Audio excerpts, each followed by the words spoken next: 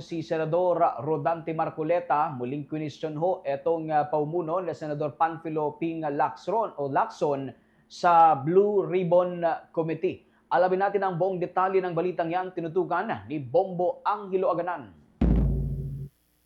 Matapos ang pansamantalang pagpapaliban ng pagdinig ng Senate Blue Ribbon Committee hinggil sa umunay mga anomalya sa flood control projects, muling question ni Senator Dante Marcoleta ang pamumuno ng kapwa senador na si Senate President Pro Tempore Panfilo Ping Lacson sa komite.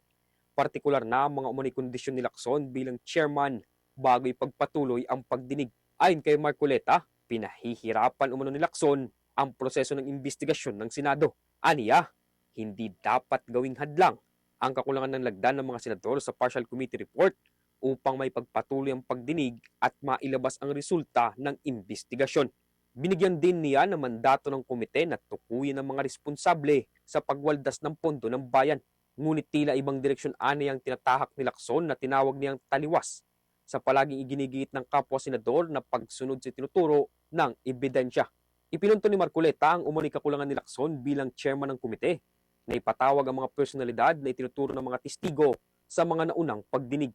Matatandaan na matagal nang idinidiin ni Marcoleta na ipatawag si dating Speaker Martin Romualdez matapos itong ituro ni Orly Gutesa sa pagdinig ng komite at ng dating kongresista na si Saldico sa mga serye ng videos na inilabas nito sa internet. The chairman of the BRC has also named at least 11 contractors in his first and second privilege speeches, whom he crucified to be involved in the flood control mess. Bakit hindi na sila ipinatawag? Bakit iilan lang mula sa 11 kontratistang kanyang tinukoy ang aktual na humarap sa pagdinig? Bakit namimili? Ano ang ibig sabihin nito? Remarkably, on November 14, 2025, the BRC chairman invited former Speaker Martin Romualdez to testify in its 7th hearing. He did not appear. Kasunod nito, binigyan din ni Marcoleta ng mahalagang may pagpatuloy ang pagdinig lalo na kung may babalik sa bansa si Ko, na ay maaaring maging mahalagang bahagi ng pagbuo ng kabuang larawan sa kaso.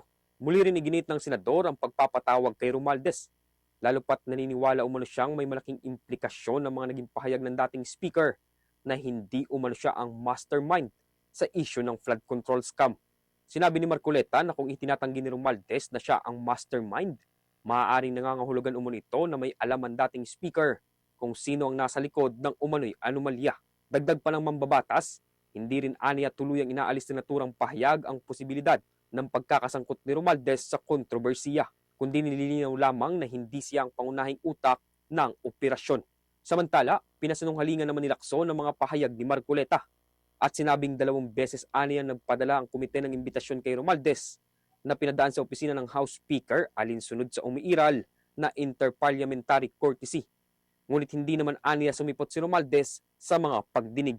Sa huli, sinabi ni Marcoleta na pipirma lamang siya sa partial committee report kapag napatawag na ang lahat ng kailangang imbestigahan at naging maganda ang resulta nito sa pagdinig ng Blue Ribbon Committee. At yan muna ang mga latest updates mula dito sa Senado. Ako si Bombo Angelo Aganan and this is Bombo Radio Philippines, the #1 and most trusted source of news and information. Basta Radio, Bombo! For the most trusted source of news and information, visit our website at www.bomboradio.com. Follow us on Bombo Radio mobile app, Facebook, YouTube, TikTok, and X, formerly Twitter. Like, share, and stay connected. Anytime, anywhere.